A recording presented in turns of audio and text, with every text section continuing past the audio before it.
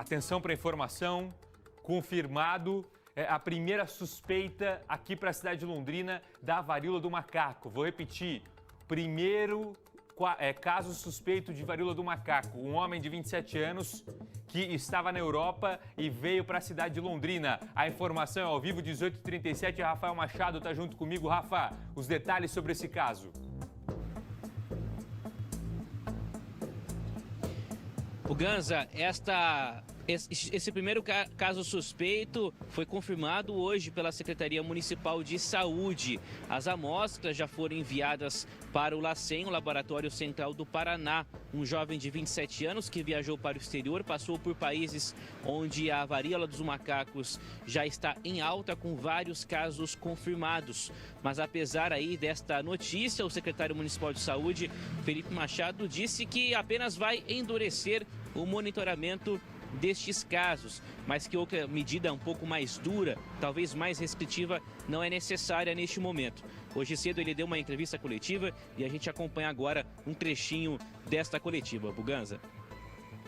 Na verdade, um paciente que iniciou sintomas pouco após uma viagem à Europa, passou por 3 países, dos quais 2 com casos confirmados de varíola do macaco.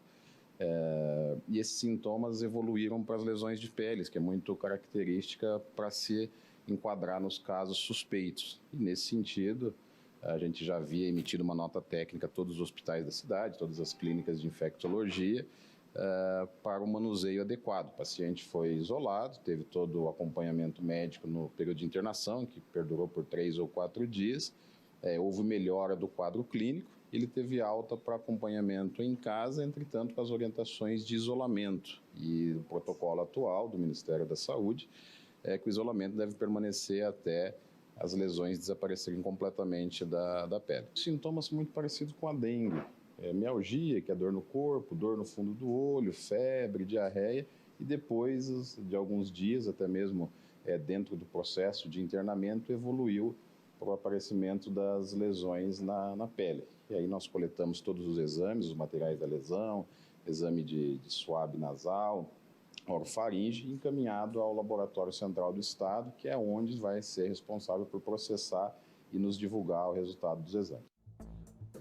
18h39, para falar mais sobre o assunto, eu vou conversar ao vivo agora com o infectologista Arilson Morimoto, até porque existe essa preocupação da disseminação da doença, mas, doutor, não é momento para pânico, não é? É muito diferente, por exemplo, como foi com a Covid, que tem o potencial de se espalhar muito mais rápido. A varíola a gente não pode deixar de lado, não se preocupar, é claro, mas não é momento para ficar em pânico por conta desse caso suspeito aqui em Londrina. Boa noite para o senhor. Boa noite. Obrigado pelo convite. Bem, o que nós sabemos da varíola dos macacos, né? Ele tem uma transmissibilidade muito mais baixa comparado com o Covid, extremamente mais baixa, né? Em relação ao que a gente sabe, que a gente tinha da varíola humana, que na década de 60 para 70 assolou o país, após a introdução da vacina, ele praticamente foi extinta na década de 80. Então, o que nós sabemos? A varíola dos macacos já é uma doença já conhecida desde a década de 70, onde em alguns países africanos, existia de forma endêmica, já tinha essa pequena transmissão. Com o advento, né, das pessoas viajando mais para a África do Sul, ele foi transportado, da África do Sul foi para a Europa esse ano. E, consequentemente, a transmissão ocorrer com maior frequência, principalmente na Europa, e saindo da África foi para a Europa. E agora temos alguns casos no Brasil. No Brasil foram confirmados 21 casos até agora, atualmente. Agora, doutor, para a gente até explicar um pouquinho melhor, o secretário de Saúde estava falando um pouco sobre os casos, né, mas para ficar mais claro para quem está em casa, quais são os sintomas dessa varíola do macaco? Ela tem primeiro os sintomas para depois evoluir para essas feridas? Essas feridas já aparecem no primeiro momento?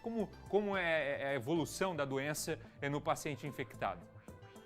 Nos primeiros 3 dias, basicamente febre, muita dor no corpo, dor de cabeça, e aparecimento de gânglios. Do 3º para o 5º dia, em torno do 4º dia, começa a aparecer exantema, que são lesãozinhas vermelhinhas, que evolui para vesícula, pequenas bolinhas de água e posteriormente para pústulas. Qual que é a maneira de apresentação? Ele que quer? Ele aparece basicamente em 1 ou 2 dias. Ele cobre o corpo inteiro. Isso nas formas mais graves. Nas formas mais brandas, basicamente seriam lesões pelo corpo, pequenas bolinhas de água que formariam pústula, quer dizer, lesões que estourariam e formariam a coisa que a gente chama de pústulas. Para a gente fechar, doutor, a transmissão é com contato a longo prazo? Tem que ter um contato de muito tempo com essa pessoa? Tem que ter um contato pele a pele, é isso? Basicamente, né, a transmissão pode ser por gotículas, né? Pele a pele seria que se a pessoa tivesse transmissões se tivesse lesões em pústula, podia ser transmitida por contato e a pessoa colocando a mão na boca depois, posteriormente, né? Então, ele passa por gotículas e também pode ser transmitida por esse tipo de contato. A mesma coisa que do Covid, se você apertar a mão, você colocar a mão no nariz, ele também ocorre a transmissão. Só que a transmissibilidade dele é muito mais baixa, tá? Tanto é que nós temos poucos casos, por enquanto, de suspeita de transmissão comunitária. Esse caso que a gente fala foi importado, uma pessoa que estava no país, no exterior, e veio para o Brasil. Transmissão comunitária, no Brasil, nós tivemos somente 3 casos, por enquanto, confirmados, né? Outros casos ainda estão em investigação. Fechou, doutor? Obrigado mais uma vez por esclarecer, por trazer informação clara para quem está em casa e ajudar a gente ficar mais informado sobre essa varíola do macaco. Obrigado mais uma vez. Boa noite, doutor. Boa noite. Obrigado pelo convite.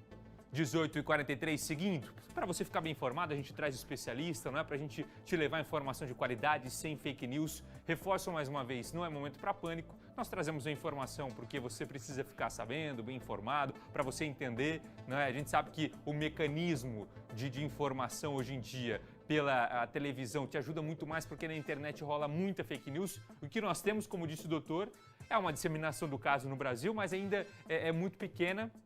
Pessoas que foram para a Europa e chegaram com o vírus, aqui a transmissão comunitária praticamente é nula, são 3 casos, é muito pouco perto do que, por exemplo, nós tivemos num primeiro mês de casos de Covid-19. Para você ter uma noção, primeiro mês de casos dessa varíola no Brasil, cerca de 21 casos confirmados. Primeiro mês de Covid no Brasil, mais de 1.400 casos. Entenderam a diferença? Mas a gente precisa se informar, trazer informação de qualidade para a gente, é claro, saber como lidar com uma doença como essa.